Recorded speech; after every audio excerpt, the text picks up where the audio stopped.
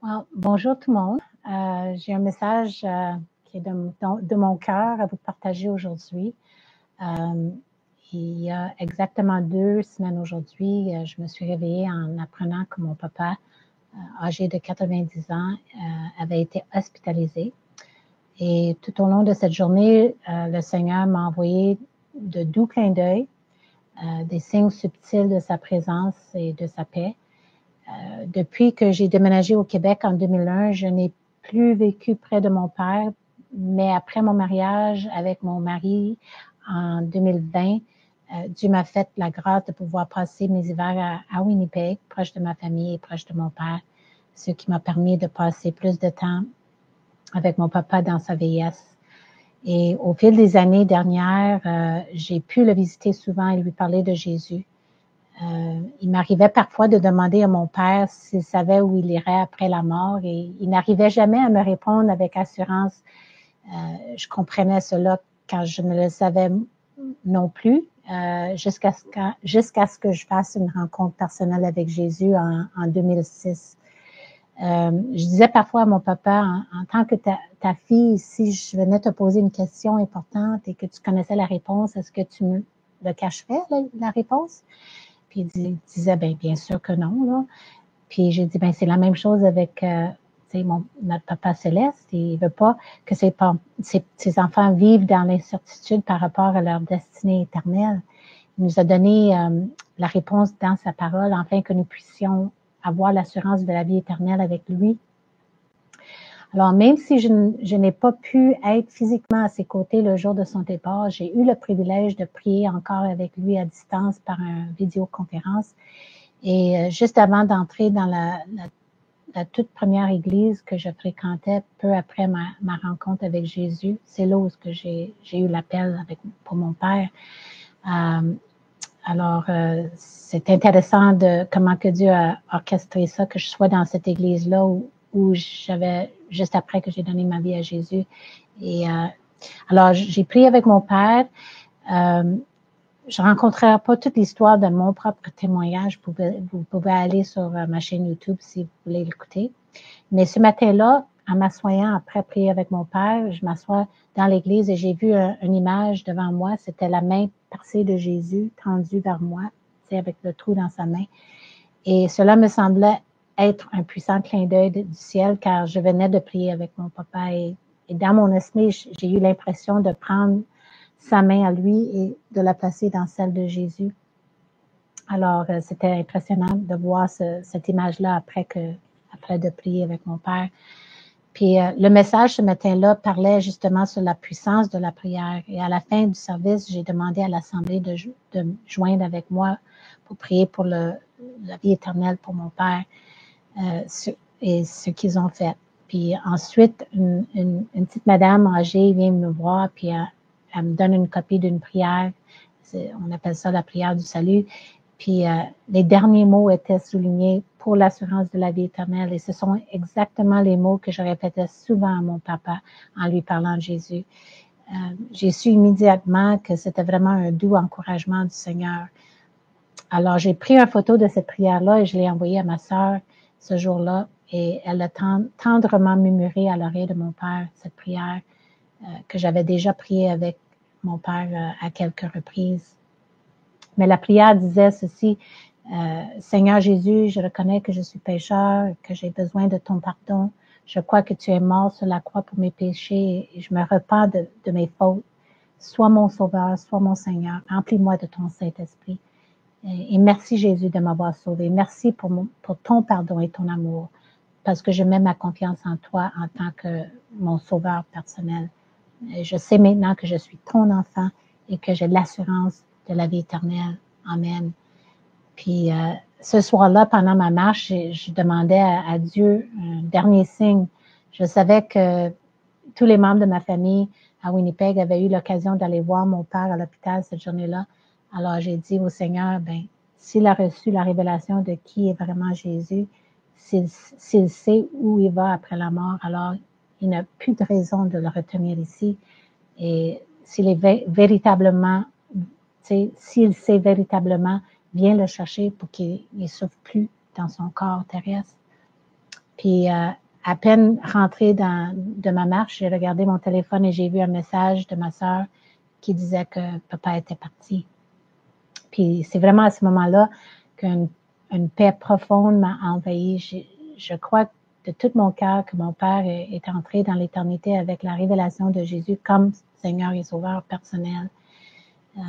Vous savez, la Bible est entièrement vraie.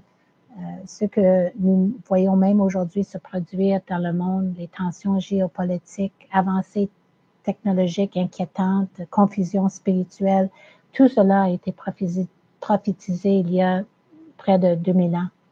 Puis l'an dernier, j'ai publié une vidéo dans laquelle je parlais des signes des temps. Et aujourd'hui, 1 an plus tard, tout s'est intensifié. Nous sommes véritablement entrés dans les douleurs de l'enfantement dont Jésus a parlé dans sa parole. Puis les tremblements de terre se multiplient, les catastrophes naturelles frappent toutes les régions du monde avec des incendies, les inondations, sécheresses, tempêtes extrêmes. Les fondations de la terre sont réellement ébranlées. Et pendant ce temps, tout se met en place pour établir le système de la bête annoncé dans l'Apocalypse chapitre 13 avec l'intelligence artificielle, monnaie numérique, les identités numériques, un système mondial de surveillance, de contrôle et d'oppression est en train vraiment de se former sous nos yeux aujourd'hui. La Bible parle aussi d'un autre signe majeur des derniers jours, et ça c'est Israël qui est entouré de ses ennemis de tous côtés.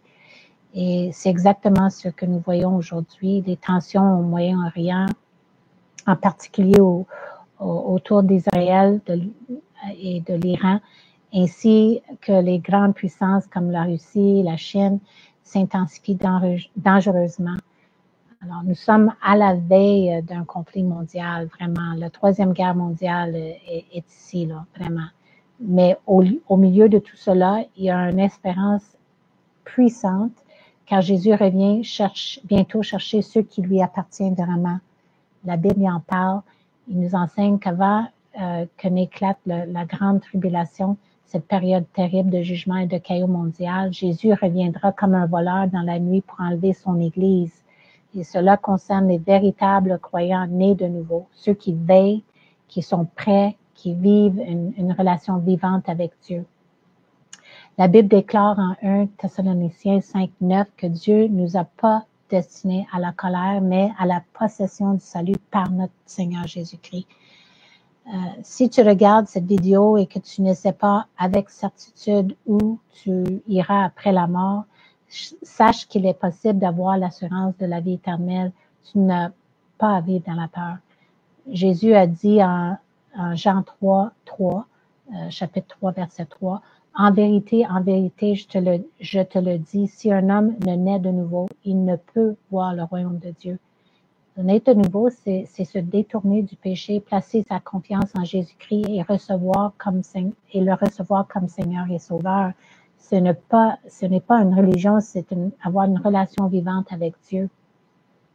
La Bible dit dans Romains 19, si tu crois dans ton cœur que Dieu a ressuscité Jésus d'entre les morts et que tu confesses de ta bouche comme ton Seigneur, tu seras sauvé. Tu peux simplement faire une prière sincère en reconnaissant que tu es pécheur, que tu as besoin d'un sauveur et que croire que Jésus a payé le prix de tes péchés à la croix. Demande-lui pardon et ouvre ton cœur à lui. Si tu fais cette prière, ce genre de prière avec foi et de tout ton cœur, Dieu te donnera son Saint-Esprit et tu deviendras son enfant. C'est vraiment un don. C'est son esprit qui te guidera, te transformera et t'accordera l'assurance que tu seras avec lui, non seulement pour l'éternité, mais aussi au moment de l'enlèvement. C'est une promesse. Il reviendra chercher sa fiancée, une église mise à part, prête et vigilante. Alors, ne tarde plus, prépare ton cœur, choisis la vie. Le monde va s'effondrer, mais Jésus est à la porte. Et pour conclure, je vous laisse avec une chanson sur l'enlèvement, une chanson pleine d'espérance pour ceux qui attendent avec foi le retour de leur roi. So, soyez bénis, Jésus revient bientôt.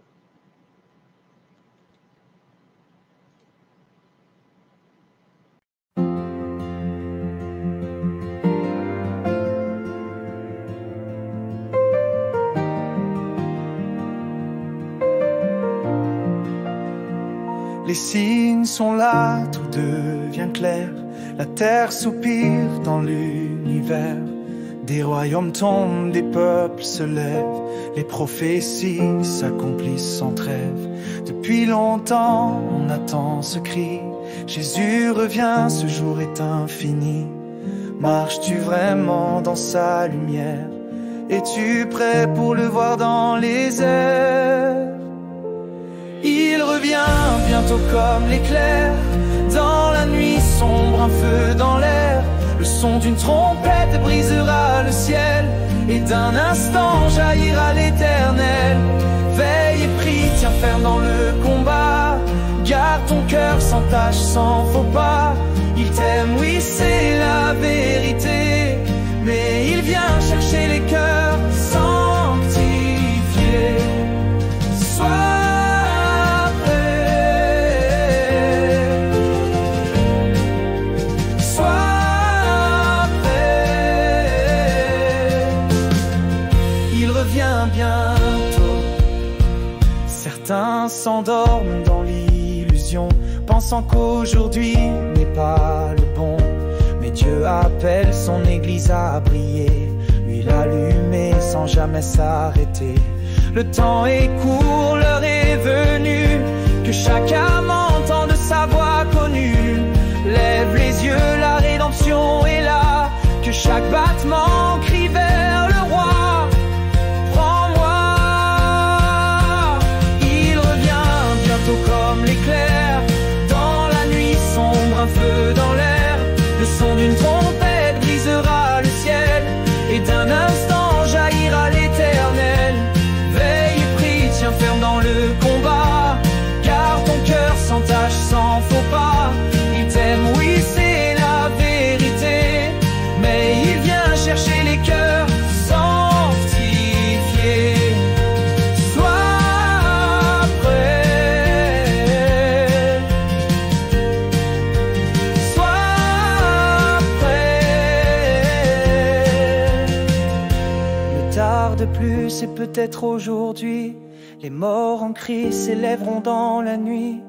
Il t'aime, c'est la vérité, mais il vient pour ceux qui lui sont consacrés.